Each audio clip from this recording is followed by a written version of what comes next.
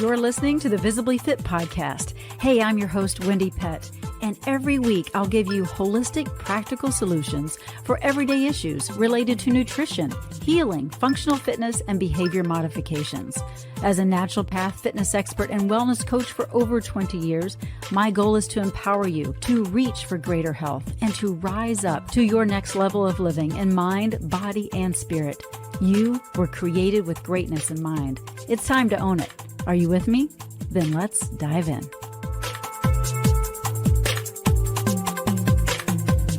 Hello and welcome. Welcome to this monumental episode of the Visibly Fit podcast. I'm your host, Wendy Pett. Why is this monumental? Well, it is our 200th episode celebration.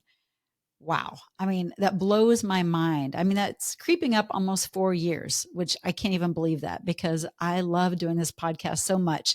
And what an incredible journey this has been, let me tell you. But I have to really tell you that it wouldn't have been possible without you. You are such incredible, devoted listeners. And I just want to thank you. Thank you deeply because I am so grateful. Because without you, well, I'd just be talking to myself, I guess. And I wouldn't have the desire to bring on the guests that I do and to have the solo shows with the topics that I talk about if I didn't hear from you and have the great comments that you are getting fed and really understanding more and more about health and well-being, mind, body, spirit, emotions with every episode that we put out. So I'm just so grateful. So today, I just thought it would be fun to take a moment just to reflect on those powerful episodes that have defined this show over the last 100 episodes. I did this on the first 100, but now it's 200 episodes. So we'll take the last 100 episodes and we'll just revisit those. And I just want to highlight the top 12 shows that captured your hearts and minds. And we're going to be just featuring some insights from some of the truly remarkable guests that have been on the show that have shared their wisdom and experiences, and a few of my solo shows. But it's been all based on what you've watched and what you've liked, and those that have the highest ranking in the last 100 episodes. So each episode has truly been a stepping stone, but together we have explored the depths of health and wellness and personal information and transformation. And really, I think it's just really a time to celebrate that journey. So whether you've been with us just a short while, maybe this is your first episode and you're thinking, wow, I'm just learning about this at episode 200. Good news, you can go back and listen to all the previous episodes. But if you've been with us on this journey for the last 200 episodes, thank you, thank you, thank you. But I want you to get ready to relive some of the most impactful stories and lessons and just education that has really shaped Visibly Fit. So let's just jump right in and honor this incredible milestone together. All right, here we go. Enjoy the show. There's over 9,200 known forever chemicals that we're dealing with on a daily basis. And these chemicals can linger in our environment for decades and even centuries. I mean, it's awful, you guys. And it not only lingers in our environment, they can linger in our bodies. And that's the biggest issue. We want to be able to detox from these chemicals and stop using products that are leaching these chemicals and causing havoc on our bodies and causing dis-ease in the body. Disease such as, heart disease and cancers and even causing birth defects. And, pregnant women actually, they are transmitting these chemicals to their babies before they're even born. They've been testing just the umbilical cords, and there's hundreds of PFAS already that have been transmitted to the baby before the baby's even born through the mom. Yeah, right? Like we would think that the baby's protected, with the placenta and all, but no, that's not true. So we have to be very cognizant and aware of what we're putting on our skin, in our body, and how our environment is. Okay. Now, these forever chemicals really started to play a big role in the 1940s, after the Depression. And then after just people started to thrive and get creative and start to really create different technologies to make life easier. Pleasure winds up being this unbelievably important signal that in psychology we recognize that this and neurobiology. This is the process that the mind recognizes that something really valuable for biology has taken place. So the two most valuable things in biology are food for survival and sex for reproduction. So it's no surprise that if we study neurobiology, we're going to find that a flood of a chemical called dopamine in an area of the brain that we call the dopamine pathway, really imaginative. They also call it the reward pathway. So it's like, okay, so we actually have something hitting a sensory nerve in a way that indicates that it's good for our biology. So we put something in our mouth that's tasty. The mind says, yes, you need to be rewarded for doing what you just did by putting that in your mouth, because that's going to increase your likelihood of survival. So that's what pleasure is. Okay. So you can be pleasured in other ways. You can feel very pleasurable to be in a fireplace when our hands are cold. That also will cause a little bit of a different chemical. It won't be dopamine, but it'll be endorphin. Right. But both of these are they're the two big pleasurable responses that take place. And the pleasure trap, I knew you were getting ready to interrupt. I was getting ready You were to. going to too, but I wasn't.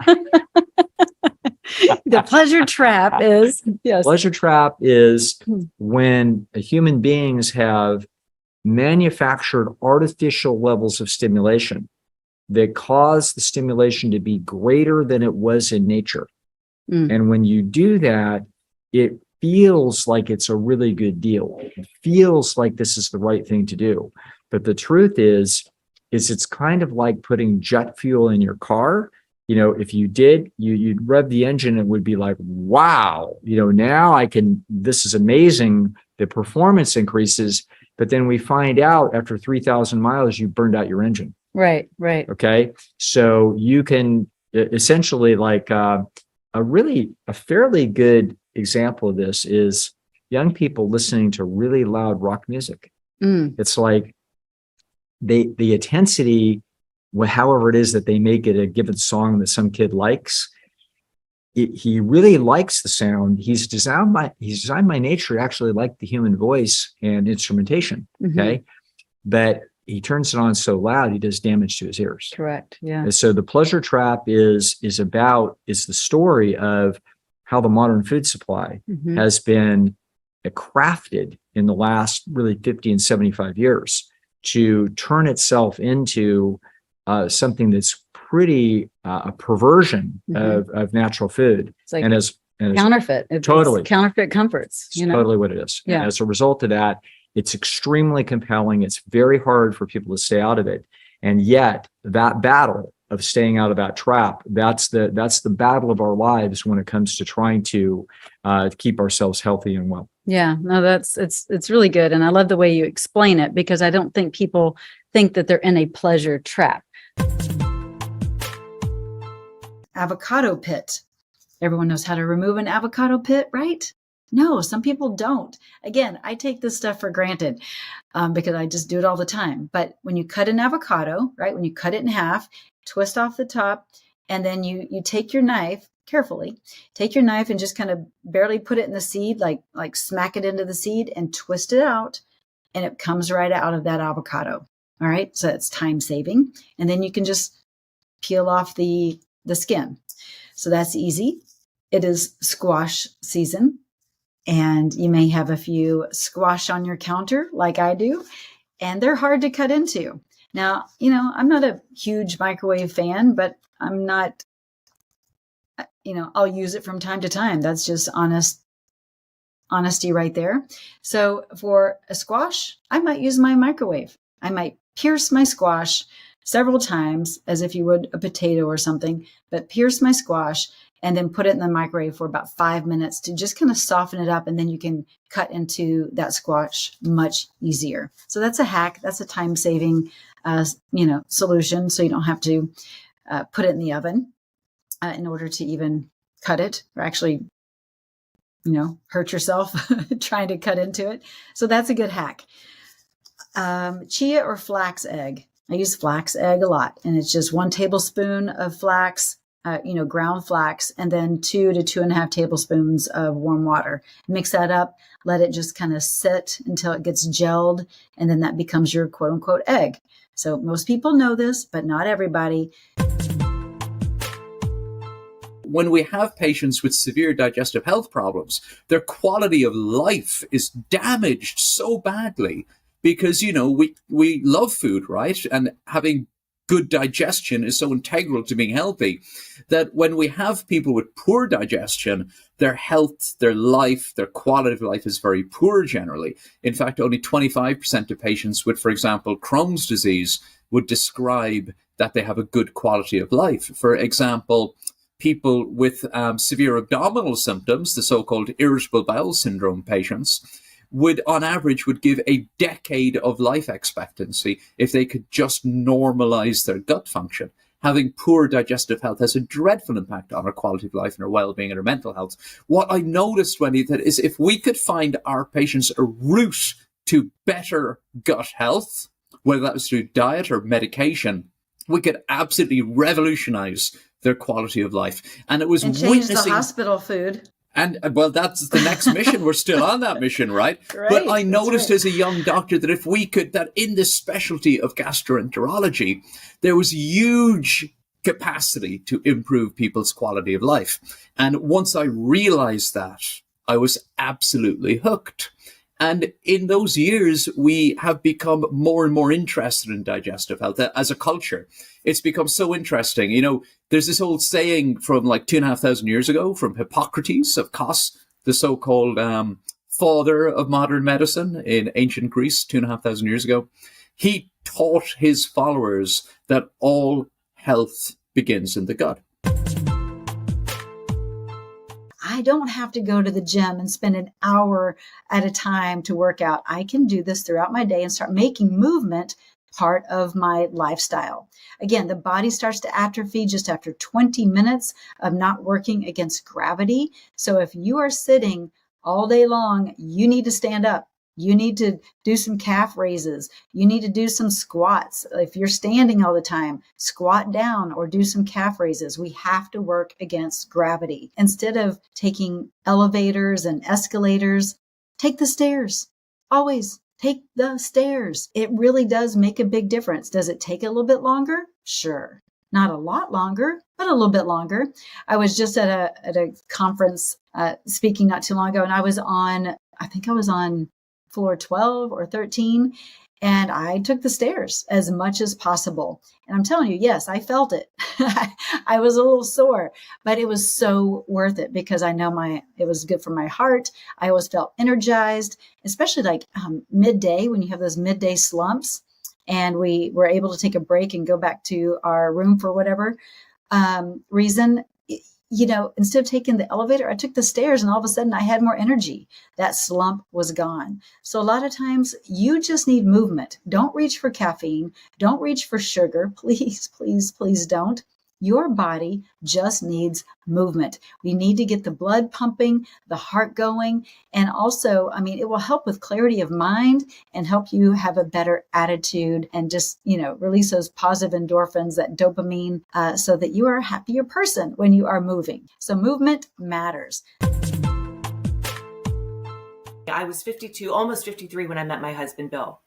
I didn't know he was my husband at first. I was 54 and a half, if we're counting half years, when I walked down the aisle, because at that point I was counting. I was not. I didn't want to be on the 5-year plan. I told Bill when I met him, but the bottom line is God can do great things late in the game. When I wrote my first book, You Are a Prize to Be Won, I was going through such deep heartbreak after a guy broke up with me after a year of dating, and I thought he checked all the boxes, and I really was more in love with the idea of being married and than I was with him. And God showed me that later, but boy, did the heartbreak feel real. And so God told me to write about my test. And that's where the first book was born. Mm-hmm. And this book is really just to show people that you didn't miss it. When I was going through that heartbreak, I heard God say, it's not too late. You didn't miss it. And now I'm going to bring you my best. And it was like, oh, and he didn't say that all at once. I heard you didn't miss it when I was out walking one day. And I mean, just tears started flowing. I was already in my late 40s by then. And then it was a year later or so when I was on a plane and I heard God say, now I'm going to bring you my best. I was actually complaining to the Lord, like, why did I waste that year with that guy? You know, I was younger, everything was firmer. And he's like, and he said, you're right. But now I'm going to bring you my best. So it was like, God, you win. And I just want to tell people that, you know, I just feel like I have this message of hope that God is no respecter of persons. And if you're still waiting, God can do it. Nothing is too hard for him. Lyme itself is a sneaky little thing. It's a small little bacteria that hides and it goes into different forms. So it can be active and they can go into a cystic form. So it's really, really good at hiding in your body. So if you catch it early enough in the first 2 weeks after you kind of get bit by a tick, then antibiotics really do the trick and they really do take care of it. But after that time period, there can be a pretty significant problem because it can start to burrow down into different areas of the body and hide really well. So then you got to get sneaky. And then you start using all kinds of things that people will say, this worked really well for me, like Rife machines, or I had to do herbals, or I had to do fasting, or I do dry fasting. So there's a lot of different variables. And then once you do get Lyme, you're more predisposed to getting the other co-infections of Lyme. Mm-hmm. Mold in particular will cause chronic inflammatory response syndrome, or CIRS. And that's a brain inflammation, and there are certain inflammatory lab markers that'll go off, but it can affect a multitude of different things because it really starts to affect the leptin receptors in the brain, part of the brain called the hypothalamus. And then that can cause problems with regulating your fight or flight, your autonomic, so rest and digest. So we see sleep disturbances. It downregulates certain part of our immune system. So you can get certain infections. We see very commonly with both Lyme and mold a nasal infection here called Marcons that can be hard to treat. It's an antibiotic-resistant staph infection with biofilm. Biofilm is when they kind of conglomerate together, and so they're non-responsive to antibiotics or anything like that. So you have to break up the biofilm and then kill it. So there's a bit of an art to that. The biggest thing with mold is it can cause digestive problems, like I said, sleep problems. But the biggest thing is you have to find where the mold is coming from. Right. 25% of the population have the genetics, the HLA-DR genetics, that are not working for them. So it doesn't even matter if it's black mold. They can't get the mold spores out as efficiently of their body. So you can have two people in the same house and one person has symptoms, the other person doesn't at all. And I'll just say this. A lot of times it's the women that have symptoms because the hormones and the environmental chemicals that mimic the hormones make that area of the brain, the hypothalamus and the leptin receptors, more sensitive to mold. Interesting. So we see a slightly different shift. So one of my biggest frustrations is when there's a spouse involved and he knows the husband, and he knows that the cost of mold remediation in a house, and he has no symptoms, but we've definitively outlined that the problem is mold. Right. Which I get. That's a stressor for him because it can, for me, I ended up having mold in my house and it ended up being an $80,000 issue. 80,000. Wow. Yes. So that was kind of one of my wake up calls to what it could do just from a little bit of moisture. Yeah. How can we mitigate the effects of aging? What's the best way? And I know you're going to answer, but let's just kind of unpack it a little bit. Well, based on studies of identical twins, only about 25% of the difference in lifespan between people is due to genetics. So for what we can do over the majority of which we have some control, we can turn to the blue zones, these areas of exceptional longevity around the world where they all share in common centering their diets around whole plant foods. So they're minimizing processed foods and meat, dairy, sugar, eggs, and salt, maximizing fruits, vegetables, whole grains, legumes, beans, split peas, chickpeas, and lentils, nuts and seeds, mushrooms, herbs, and spices, basically real food that grows out of the ground. These are our healthiest choices.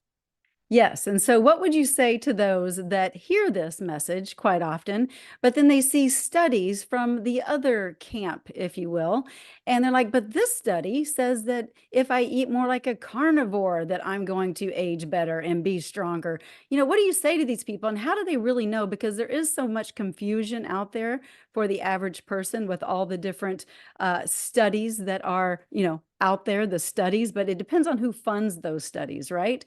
What would you say to that person of how to get the right information and to start taking action? Well, there is no such study showing some kind of carnivore diet can help with longevity or aging. So you always have to look at the best available balance of evidence. And so, for example, there's only one diet ever proven to reverse the course of heart disease, number one killer of men and women in this country. And that's a plant-based diet. Like, if that's all a plant-based diet could do, reverse the number one killer of men and women, shouldn't that be the kind of default diet until proven otherwise? In fact, they can also be so effective in preventing, arresting, and reversing other leading killers like type 2 diabetes and high blood pressure, which seem to make the case for plant-based eating simply overwhelming at this point.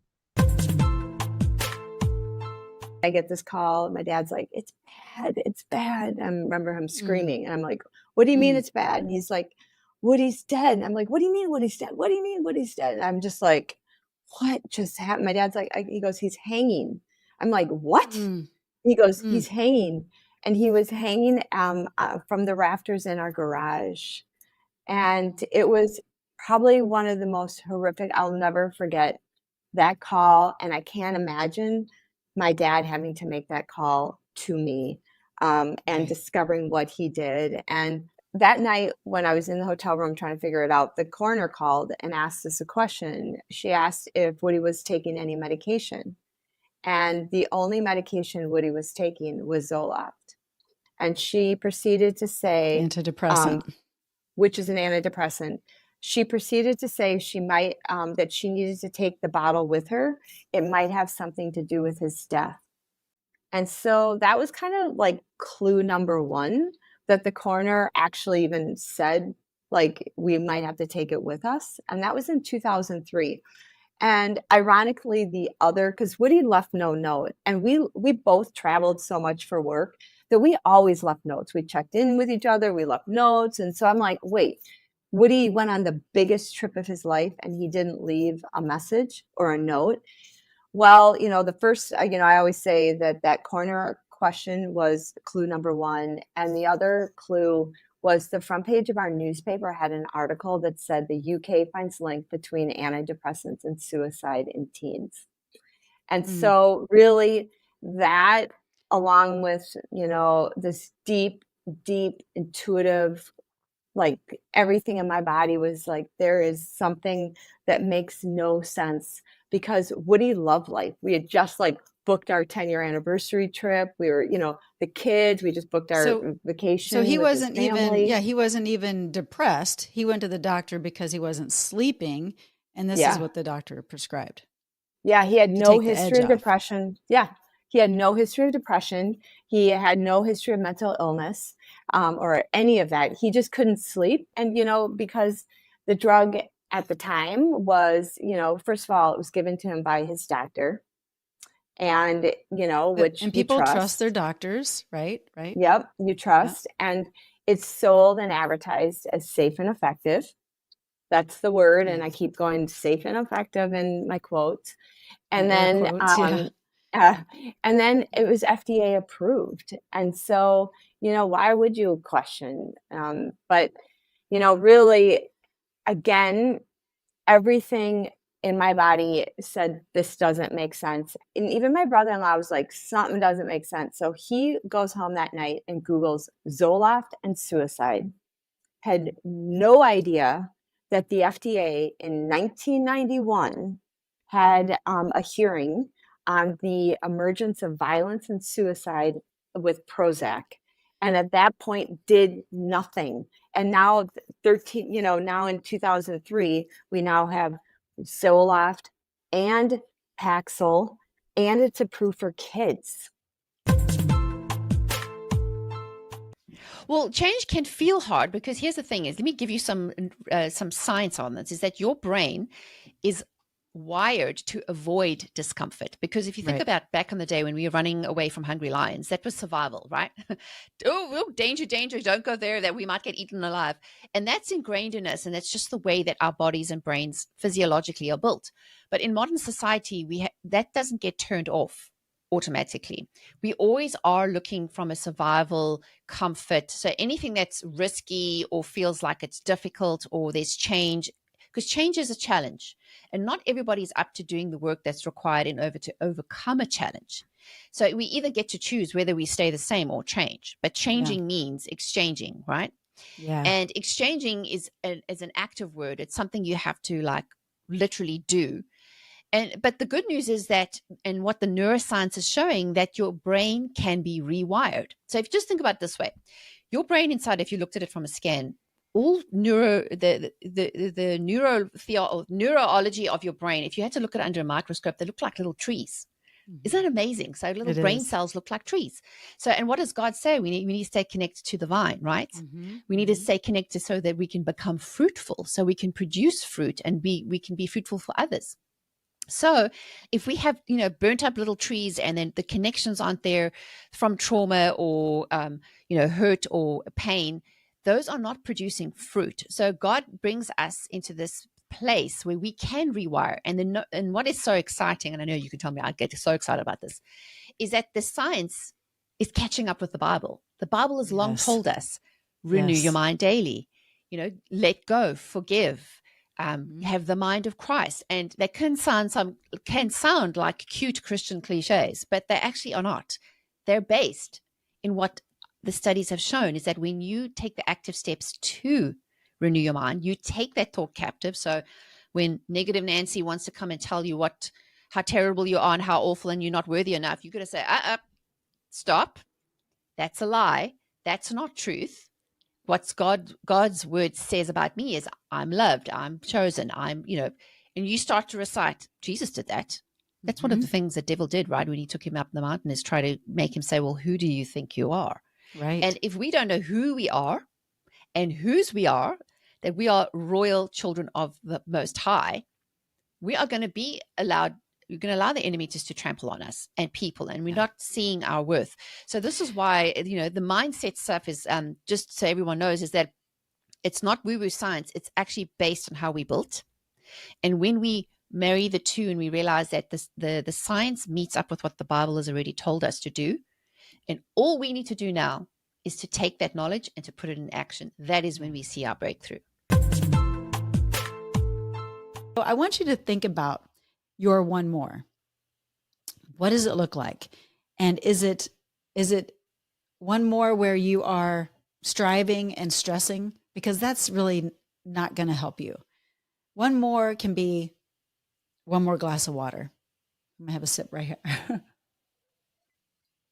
Right here, I can feel my throat a little scratchy. But one more glass of water, right, can have a massive impact on your health.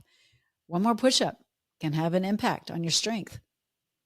One more minute, or I shouldn't say minute, but maybe even a second or two of like a hang, like a dead hang, can add more grip strength. And when you have more grip strength, it's been shown that you are able to live longer based on your grip strength. So we got to build upon the one more second, the one more minute. Everything that we do that is one more, that isn't overtaxing us and stressing us to the max, but yet it's getting us into a discipline, it can have a positive impact on our health. I mean, think about just exercise and physical activity. What if you just embraced just one more, walk around the block, one more mile, one more push-up, and maybe it is just the one more Visibly Fit 7x11, right? If you don't know what that is, go to my website and grab yours today for free, wendypett.com. You definitely want these exercises. But what if it's one more rep? It's the one more lap. It's that one more minute of exercise. See, it's not just it's really just, it's the mindset. It's the discipline. It's all of that that encourages you to push beyond yourself and your perceived limits. I think those perceived limits are what keep us stuck, because we have only gone, this far. So we've never maybe attempted that one more. What if you just attempted the one more? How would your life be different? Magnesium is actually one of the top 5 minerals that is most abundant in the human body, or it should be. It should be one of the most abundant. But again, the standard American diet is keeping that from happening, as well as agriculture, the agricultural industry. And so it's keeping people lacking. And this is a much needed electrolyte. It really is. So I was thinking about a study that I read the other day, and it was a study that was published in the Journal of the American Osteopathic Association. And it says that as much as half of the total United States population is magnesium deficient. Okay? More than half. I mean, that's a lot. That is a lot. If you aren't getting enough magnesium, then honestly, you are setting yourself up for metabolic disorders, osteoporosis, cardiac events, and much more, because your body cannot metabolize vitamin D if magnesium is not in play. So if you're deficient, it's a bigger issue than you might realize. Okay. Magnesium helps to regulate your blood sugar levels. And it's also vital to support muscle and nerve function, as well as making protein and bone and DNA. Magnesium helps with our energy production. As most of you probably know too, it can be a really effective sleep aid, or just to help you calm, just kind of play that calming role in your life. Now, our body actually does not make magnesium naturally. So, and yet it's essential. So we have to figure out, how are we getting enough magnesium? You might be wondering, maybe why do you stretch after the workout? You can understand before, but after the workout is just as important, because after you have felt fatigued in your muscles through the workout, and your muscles retain, they get that pump, right? And the muscles are like somewhat shortened. They're shortened. So this shortening is mainly due to that repetition of intense muscle activity. So with those exercises that you're doing, the Visibly Fit exercises, for instance, then you've got that pump, and they're shortened. And so you've got to like take it through kind of more of a full range motion and get more of a stretch going, because that pumped muscle is full of lactic acid and of course other byproducts, but it's full of that lactic acid from the exhaustive workout.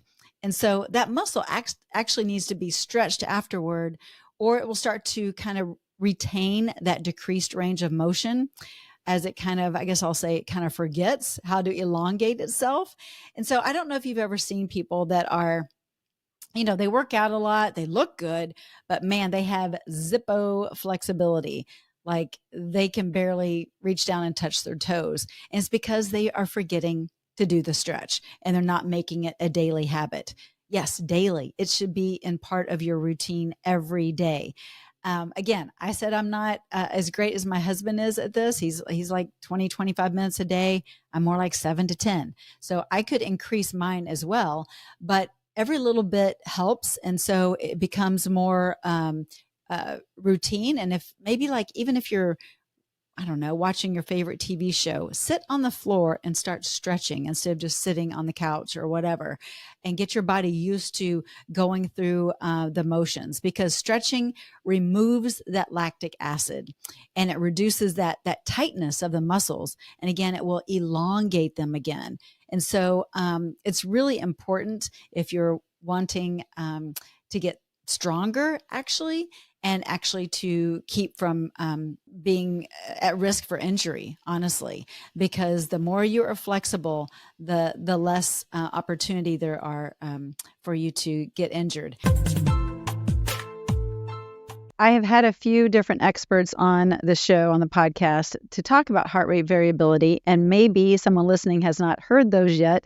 So let's dive in. Let's talk about what HRV is, and let's talk about the significance and the ways in which it reflects your autonomic nervous system's functioning. So let's share a little bit, like break it down for us first. Yeah. So this is about the autonomic nervous system, as you said. That is the system in our brain that we share with all vertebrates, from reptiles to mammals and to us. It's the foundation of our nervous system. And we have kind of overlooked it also as a doctor and the health care system because we haven't had a measure of it. But now we have with the heart rate and the wearables. So this system is divided in the parasympathetic part, the part that calms us down, the restorative state that we are made to be in most of the time. And the other part is the sympathetic part, the mobilizing, activating part that mobilizes us towards what we want or to flee away from what we don't want. So it has, of course, kept us alive. But we need to have a balance in this system. And the good thing is that the heart rate will show whether we are in the parasympathetic restorative state or in a stressful state. When we're in the parasympathetic state, when we breathe in, the heart rate goes up a little bit to take advantage of that there is more oxygen in the lungs. And then when we breathe out, the heart rate goes down a little bit. There's less oxygen in the lungs, and it kind of slows down a little bit, measured in milliseconds only, but detectable by the wearables. If we are in the stress state, the heart rate will beat at a very steady pace regardless of we're breathing in or out. So that makes it possible for the wearables to find out how deep your restorative state is or how intense your stressful state is. And it will, of course, with artificial intelligence and computers in the watches and so on, give you an answer if your stress level is sustainable over time. And for so many people, it's not. For so many people, we are taxing our bodies and mind too much, and the immune system will underperform and lay the ground for all these different modern day diseases. As you're working with your patients and injecting the stem cells to treat different autoimmune diseases and that kind of thing, obviously, we're going after that chronic inflammation. I know you are a healthy individual, but you said a lot of these people are not healthy. And so we know, you and I know, and a lot of these people that are listening to the podcast know that it's also what they're eating, right? So are they also taught kind of how to live a healthier lifestyle? Because it's not just like these stem cells are going to take care of it. You got to change. Just like you don't live in a vacuum, the cells don't live in a vacuum. You've got to take care of everything that's affecting the cells. So this is one reason, I insisted when I founded the academy where I educate other physicians. It's called American Academy of Integrative Cell Therapy. I don't believe just cell therapy is not end all be all. That's why I wanted to bring that up, because it's not a blue pill situation. No. So we have pre and post treatment recommendations. Diet is foundation. You are made of what you eat, whether or not you want to believe it. There's certain things that are just truths. So the earlier you come on board, the better it is for you. Yeah, stop that In-N-Out burger mess. I'm saying that because you're out in California. So yeah, right. And exercise, activating all these mechanisms of healing, all these genes that help you repair, and then detoxification. If you're toxic, no matter how much cells I give you, you're going to be dragging in your healing process. So how can we detox? And so you as a naturopath, that's, you guys are really good at that. I'm just curious about stem cells. At that point, when there's no cartilage, can it help regrow cartilage at that point? Actually, yes. I've seen a patient who I gave an IV infusion of stem cells, and she saw in her MRI that the knee cartilage actually regrew. It shocked her orthopedic surgeon because the surgeon had never seen anything like it. How can you regrow your cartilage, right? Yeah. Because she didn't have the tools that I have. Dry eye syndrome, it's actually a common condition. It occurs when the eyes, they don't produce enough tears, or when those tears evaporate too quickly. And it's actually estimated that close to 16 million Americans suffer with that dry eye feeling. And if it's left untreated, it actually can lead to eye damage, which I know you're probably like, really? Eye damage? Yes. We need the tears in our eyes for proper function of our eye movement. And so there's so many reasons why this happens. But I will say that, most people that deal with dry eye syndrome, DES, are, a little more mature in age, like 60 plus. That's kind of when it all kind of starts to happen. And again, women are more subjected to this, mainly because after menopause and hormones are changing. But men can have this as well, right? And there's a lot of different risk factors. Just even being on screens a lot. I know when I'm on the computer a lot, or I'm on my phone, or I'm watching a movie, or whatever it is, my eyes tend to get a little dry. And so I have to stop. I have to do some exercises, which we'll talk about that here in just a minute. But a lot of times people are also dealing with dry eye syndrome because they take certain medications, all right? Like antihistamines, right? That dry you up. Contact lenses, they can really dry your eyes out.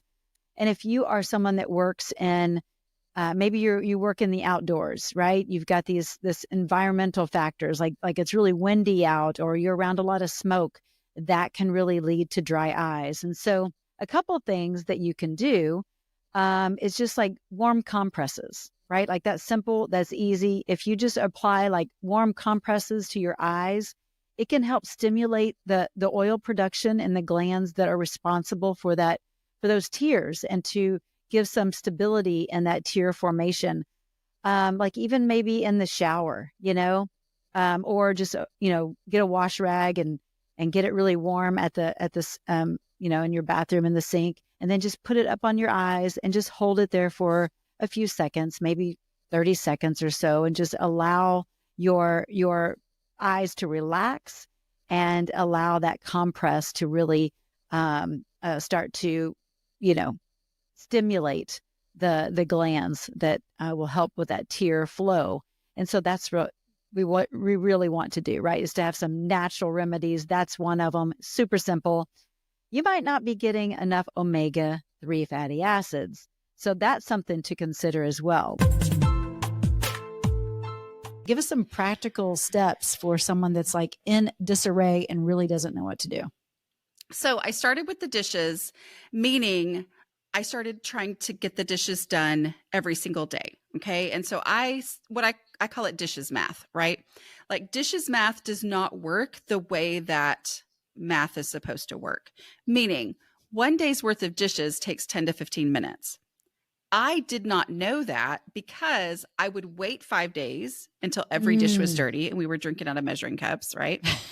And I would take 5 hours to do the dishes. And so logic says if I waited 5 days and it takes 5 hours, then doing it every day would be 1 hour. I don't have an hour to spend doing the dishes, right? Mm-hmm. But that's not how dishes work.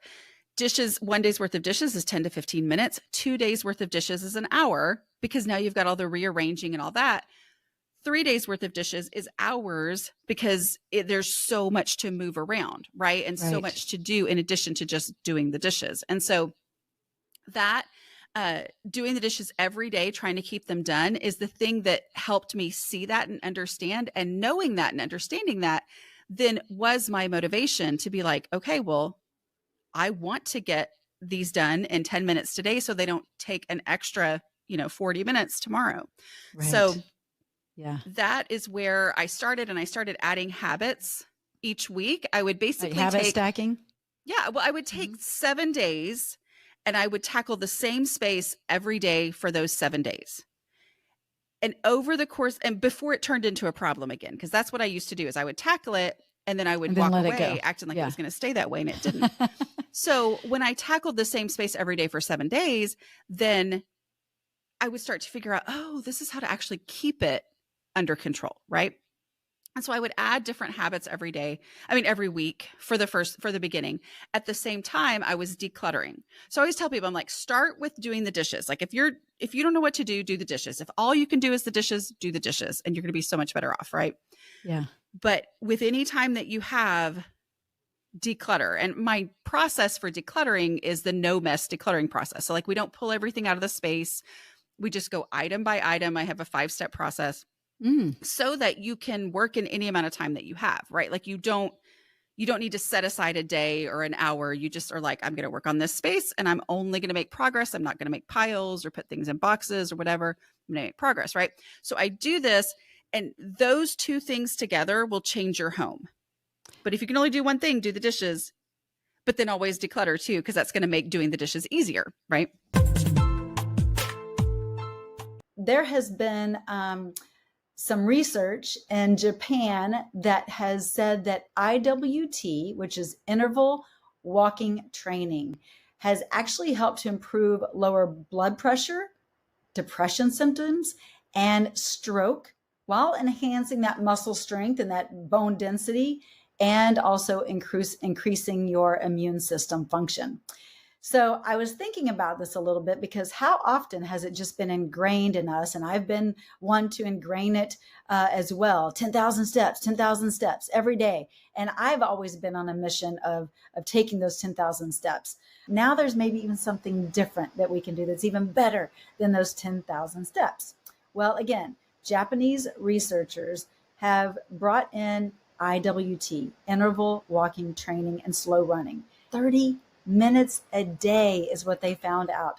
30 minutes a day was especially helpful for middle-aged to senior citizens to go from like a slow walk, like just a slow, relaxed walk for 3 minutes. And then you bump up to a brisk walk for 3 minutes. Okay. And you do that in like a repetition for 30 minutes. And I said every day, but I believe it's only like you only need to do it 3 to 5 days a week for 30 minutes. And you will have greater benefits than the 10,000 steps a day. There's a lot of misconceptions about anti-aging persistence in popular culture. For example, the idea that aging is just solely determined by genetics is misleading. I did mention genetics. Yeah, that's a factor. But again, those lifestyle choices and environmental factors, they play a bigger role than most of us even realize. So, I mean, if you're a smoker, let's get real. You're going to see that you are going to age more quickly. If you are a heavy drinker of alcohol, you're going to see that you're going to age quicker. So, we have a lot of choices with this anti-aging way in which people are starting to think. And it's like, oh, wow, did I make some poor choices over the years? And maybe that's why I'm not aging as gracefully. Or, is it too late? Can I still change some things about my life and age more gracefully and better? Of course, it's never too late. So adopting healthy lifestyle habits is truly essential for slowing down that aging process. And I'm going to say it, but regular physical activity is important. We also know that proper nutrition, y'all know I'm going to talk whole food, plant-based, right? But proper nutrition is important for anti-aging. If you're eating the standard American diet, get ready to age quicker. Get ready for your organs to shut down faster, wrinkles to set in, and you're not going to live a very long life. So those are two main things, right? Getting physical activity, whether it's silly and simple, or maybe you're doing the burpees and the high intensity. You just need to know that you don't have to do the high level in order to see and reap the benefits. Okay. But the proper nutrition is important. Getting ample amounts of sunlight, breath work, make sure you're breathing, prayer and meditation, having a solid community. If you don't have solid relationships and community, I can't stress that enough. It's so important that you find your tribe, because you will live longer and it's more anti-aging when you have community. I focused solely on nutrition for 6-7 years. And, one day I got this kind of download from the Lord, like, nutrition's important. It's really important, but there's a bigger picture to this. And he pointed me to the book of Genesis, the creation story, and just really revealing that, we are a part of creation. We are a part of this bigger story, and we are meant to work, like I like to say, in relation with creation. And when you look at the Genesis, at the creation story, we know God said, let there be light. There's water, there's earth, there's plants, there's animals, there's humans come alive through God's breath, made from the dirt, made from the ground, made from the earth. He calls us to rest. He calls us to be in fellowship. And these are all these things that these are all important things. Food is just one piece of that. And when you think of the fact that God, created existence, he created order from chaos. That's what it says right in Genesis 1:1. There was what the Hebrew phrase for it is tohu vavahu, which means basically means chaos. And God spoke order and being into life. And we can have order in our body when we follow the way that he ordered creation. And so really it came to the point for me where nutrition is incredibly important, but it's, like I said, one piece of the puzzle. And in a lot of cases, I think almost down further on the totem pole for me in priority, because if you think about it, you can't even grow food without the sun, you can't grow it without the earth, and you can't grow without water. Right. And so in the Genesis prescription, which is kind of my framework for teaching people all of these different ways God made us to be well, all these different inputs, that's the order that we go in. We start with light and we talk about water and the importance of grounding and plant foods and animal foods. I think a lot of Christians, I get that question all the time, shouldn't we just eat plants because we started in the garden? And I'm like, well, if you read past Genesis, you would know that we did not stay in the garden, and God does give us meat. Maybe one day that will change when Jesus returns. But for now, we are, we're given meat. And so there's just a lot of different things. I think that foundations we can put in place when we really look to what I call the Genesis prescription. Well, I hope you enjoyed reliving some of those moments as much as I did. Again, thank you so much for being a special part of the Visibly Fit podcast and joining me on this incredible milestone episode, but also throughout the entire journey. And I hope you'll be with me for the rest of the journey. Let's hear it for 100 more, maybe 200 more. I don't know. We'll see what God has in store. But thank you. And the way that people can find out about this podcast is by you helping me get people to be aware of the podcast by giving it a 5-star rating and a review. It's really simple. Just write out a positive review, and it will help to take this podcast up the ranking, so to speak, so people can find this particular health and wellness podcast. So thank you very much for doing that in advance. I'm asking and appreciating your consideration. Again, thank you so much for tuning into this episode. I look forward to seeing you on the next one, but you know where to find me on social media, but also if you are interested in my website, you can go to wendypett.com or getvisiblyfit.com. All right. Thanks so much for tuning in. Love you guys. Catch you on the next one. Bye-bye. Well, that's a wrap for today's show. So thank you so much for tuning in. I love spending this time with you. To learn more and get more free resources, just head on over to wendypett.com. And thank you in advance for sharing this episode and this podcast, following and subscribing, not only to this podcast, but finding me on social media, Instagram, YouTube, Facebook, wherever you are, I'm probably there too. Until next week and our next podcast time together, make it a visibly fit day.